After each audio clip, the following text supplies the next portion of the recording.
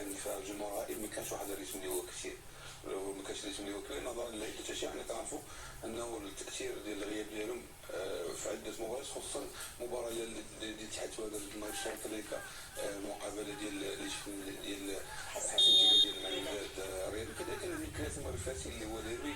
فكيبان بان كاين واحد التاثير في العموم.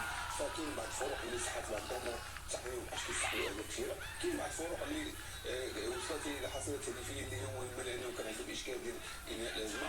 فكنظن انه مع المباريات فالمدربين يبداو تكون القراءه ديالهم خاصهم يواجهوا، وكذلك حتى اللاعبين يبداو يوصلوا بيك دو فورم ديالهم، لانه كاينه واحد المرحله ديال استعداد اصحاب الموسم. الله اللاعب يبدا يعني يتادابط مع البطوله والايقاع ديالها.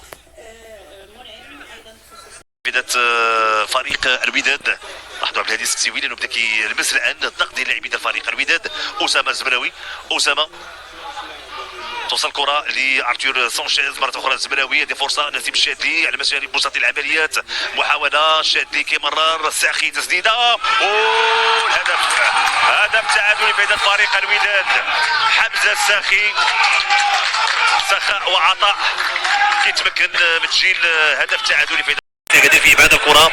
لاحظوا نسيب الشعبي تدخل وسقط الكره لساخي يسدد حتى بدر الدين ابعير فقط يتبع الكره بالعين ديالو، وبالتالي الكره تعانق الشباك وهدف تعادل لفائده فريق الوداد.